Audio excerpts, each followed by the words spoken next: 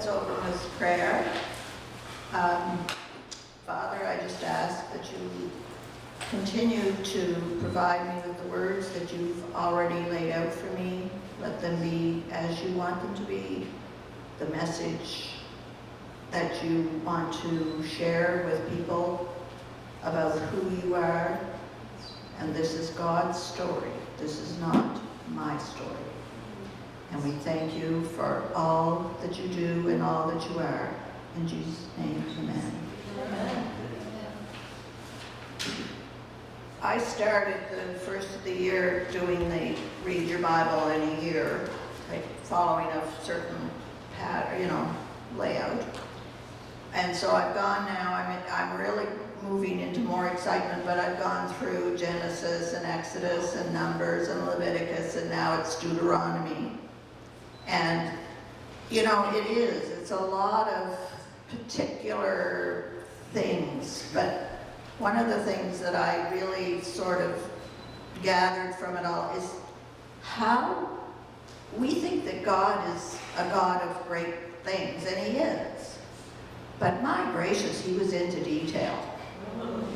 Minuscule little details, like how far apart the stitches were to be on a hem of a garment, what color of thread was to be used, the length of something, the width of something. Like, He was into every single solitary detail of things. And that's the way He has been truly with us, with life. He is interested in those little details and all that is going on with us and around us. I've sat with some people that have been doing mission work and missionary, taking the gospel to what we would call third world countries.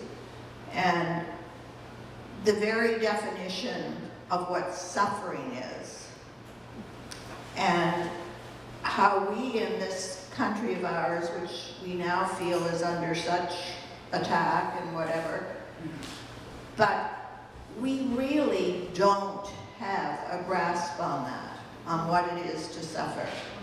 Most all of what we're looking at is something positive that gives back to us in something that we can see tangibly, whether it's our health, our wealth, prosperity, good things, good times, bigger, better. That tends to be where we keep looking for the miracles of every day.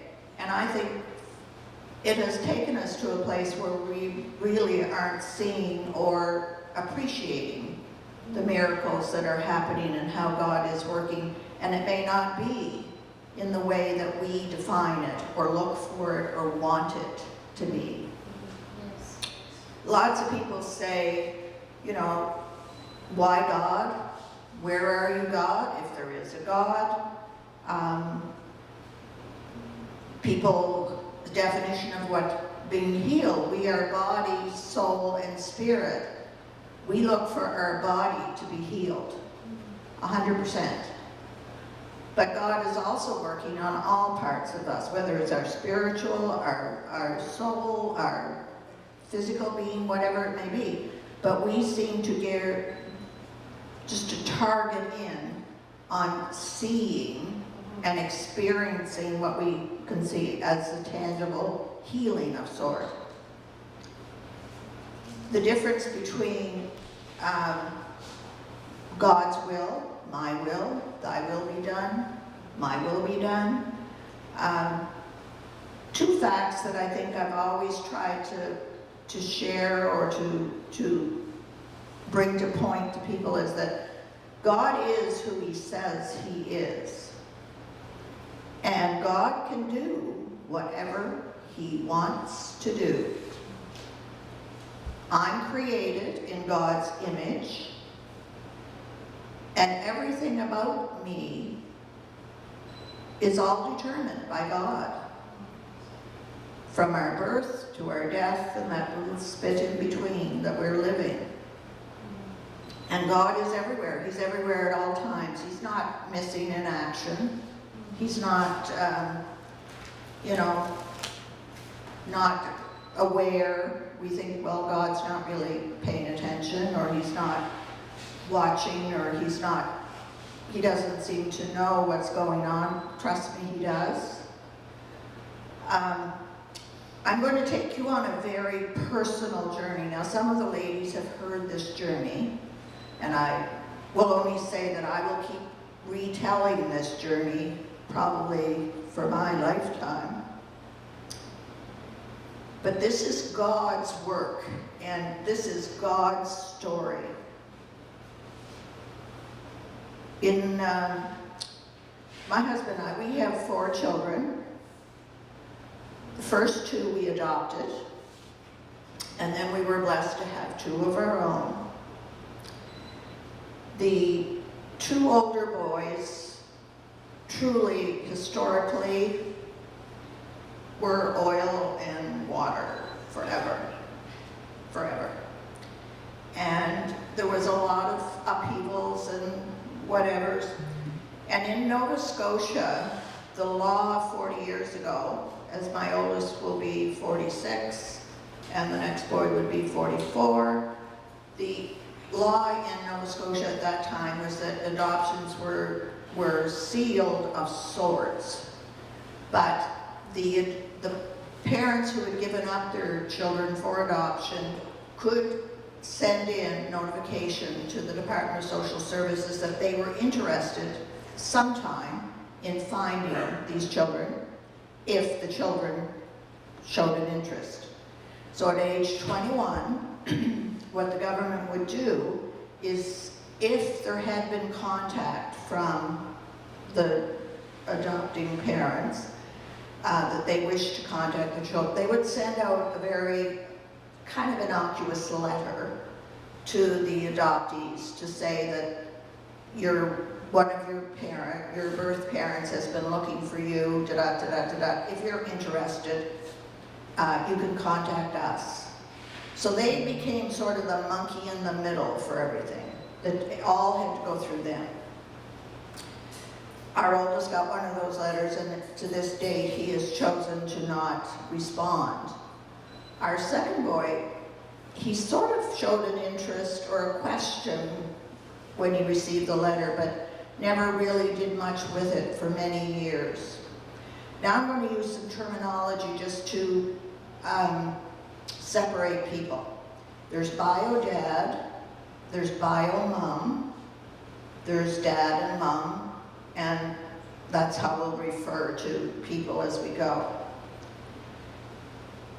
Our son's name was Ian, and he did try and contact, he sent a letter, I guess, to his mom. We didn't know this, he didn't tell us, to his birth mother and to his birth father, who were not in any kind of connection or relationship after his birth.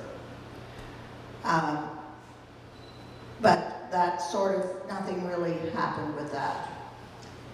Now we're going to get really into time, and even though God is not a time person, I'm going to really bring things into a time frame so that it starts to see how God does look at time.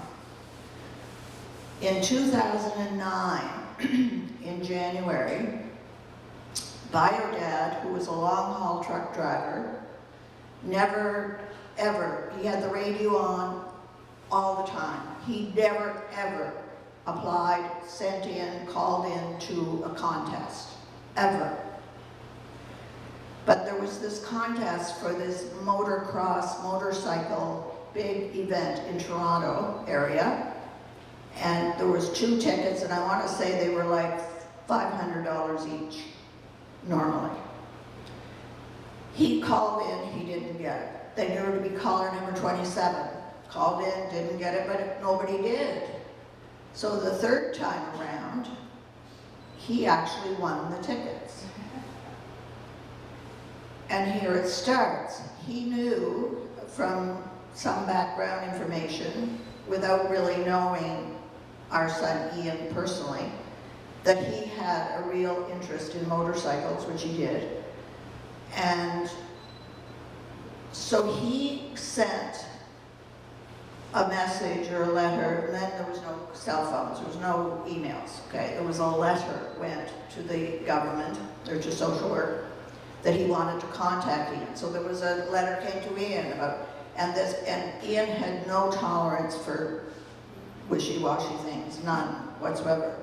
So he called the social and said, I want to talk to them personally. I don't want to go through this anymore. This is ridiculous. So he actually did get a call from BioDad and they talked. Ian was not in a really good place at this time, and as parents we were struggling with dealing with this young man, who by the way was 28 at the time. But he came to his mom and dad and said, I want a ticket to go visit BioDad.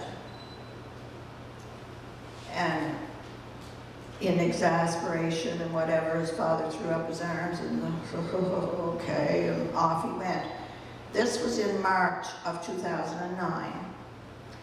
He got to spend a Friday, Saturday, Sunday with BioDad, his new family. He has 2 half-siblings and BioDad's wife, and got to know them. While he was there, BioDad knew the location of BioMom and whatever, and said to him, would you like to talk to your mother, or BioMom?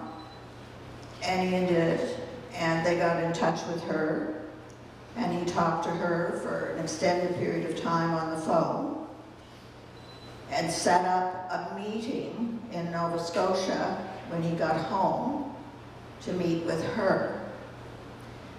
The end of March, he did that. He met with her, and he had 2 other half-siblings, 2 brothers. He met them. They connected, the brothers and he connected extremely well. And they actually had 2 more meetings over the course of a few months, just back and forth. In April of that year, our oldest son had been working in the oil rigs out west and for about 5 years, and he had had it. He said, I can't do this anymore, I just can't. I have to come home, and I want Ian to fly out and drive back with me. Now, the thought that the 2 of them would be in a closed vehicle for an extended period of time there was something wrong with that. But again, we thought, well, you know, we've been wanting this and we've been praying for this for all their lives, so here, let's give it a try. So out he went, and he drove back with his brother. He made peace with his brother made peace with him. Although I have no idea what all that involved, but I know there was a lot of stuff to make peace with. That was April. In May, there was a family gathering of BioDads where he got to meet something like 20-some extended family members. And that was in May of 2009. On June the 13th, now I believe up to this too is that I truly had been praying more for this boy, this young man. At times I felt like I had Gethsemane moments of prayer for him. And a lot of the problems and the issues were the results of choices, the consequence of choices. That's all they were. And on June the 13th, it actually would be the morning of June the 14th, the proverbial parents' knock on the door came, do you have a son, Ian Kirk? And he was killed in a motorcycle accident that night, the night before.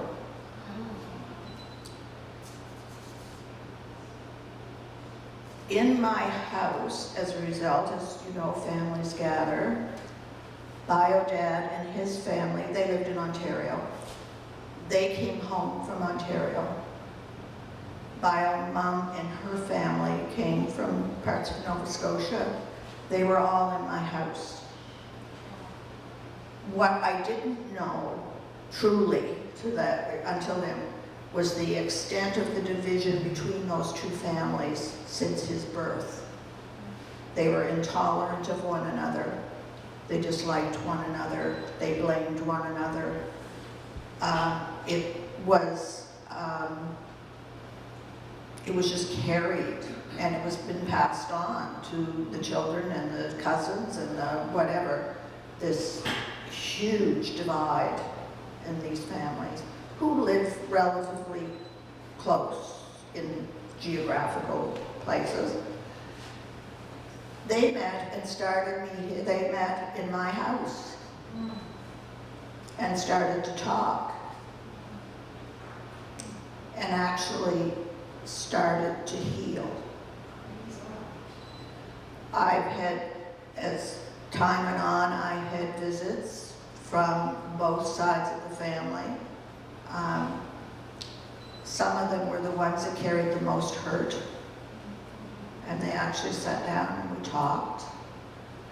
I became very close with both bio-dad and bio-mom, and bio-mom's name was Jeanne.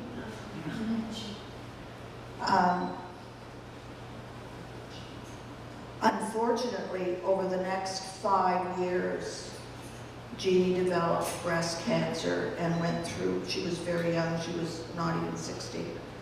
And the treatments and what, they did not go well for her. But we had maintained, like, primarily it was a phone relationship that we had, but we talked often.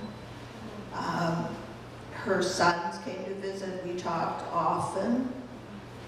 I would get a call, and to this day, 15 years later, I still get a call, Mother's Day, the anniversary of the death of Ian, my birthday, Christmas, from bio-dad, always, he calls.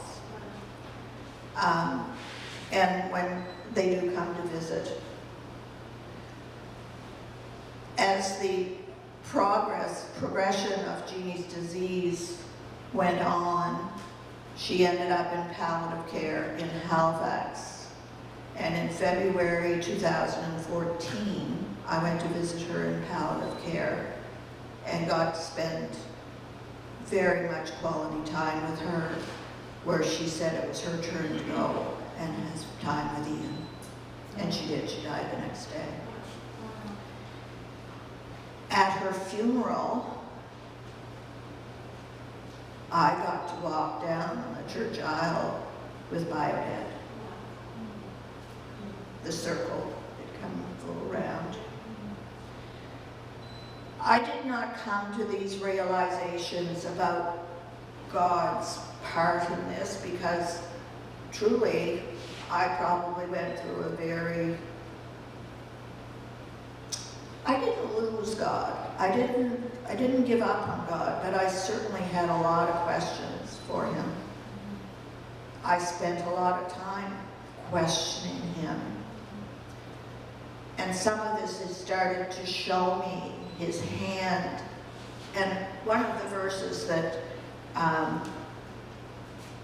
is is the ones I just read, is the one that when Joseph is is with his brothers and forgiving them, and don't be afraid of me. Am I God to judge and punish you? As far as I'm concerned, God turned into good what was meant for evil. The healing that took place could not have been anything else but God. Nothing. No human could have orchestrated that, ever. So does that mean Ian's brought back to life? No, but he's living. He has a legacy that will live on, and his half-brothers and sisters, they are telling their children about him and the role he played in their life. The other thing, do we have our rock? There's my rock. Poor Bill has been wondering what I'm going to do with my rock.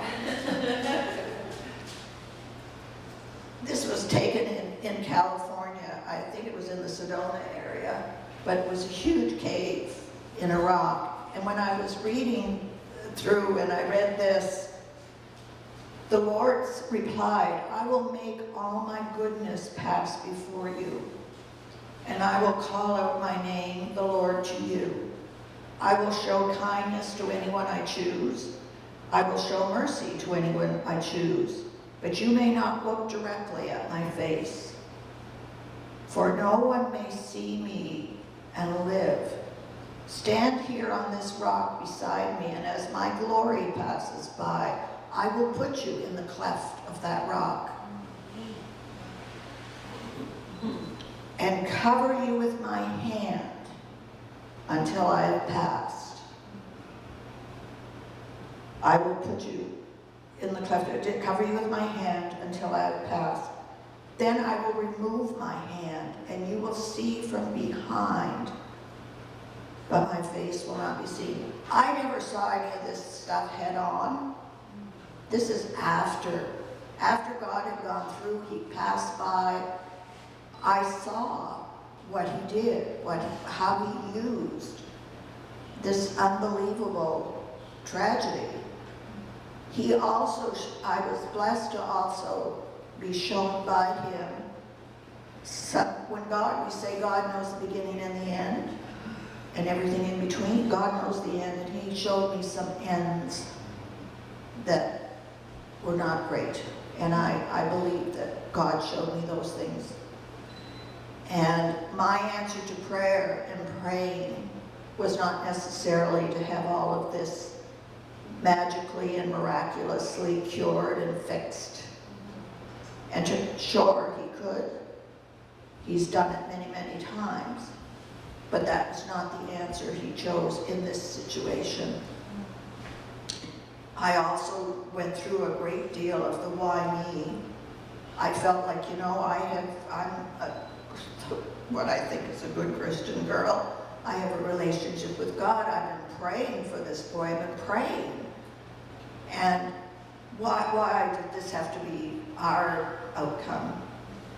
And he did say, I heard him in my soul, my spirit say, who else would you rather have this happen to? And I could honestly tell you there's not my worst enemy if I had one. I would not wish this on any person, ever. But it's also given me a gift. I can honestly walk up to a family that is lost, and I worked in labor and delivery for over 20 years. Whether it's a miscarriage, a stillbirth, a child, an adult, whatever, I can honestly say, I do know what you're going through. I do know. And I can sit with those people and talk to them, and Ian's story has been told many times.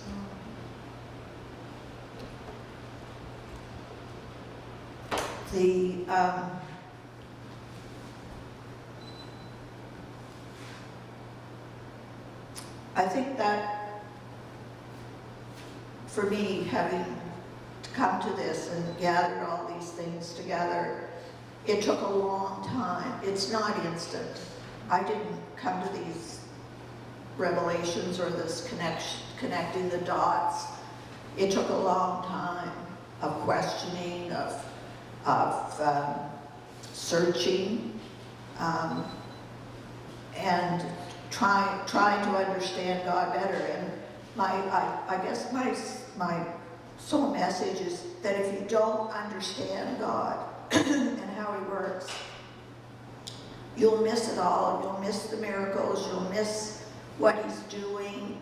You'll miss how he's working through you. Not just you personally, but your circumstances, your life.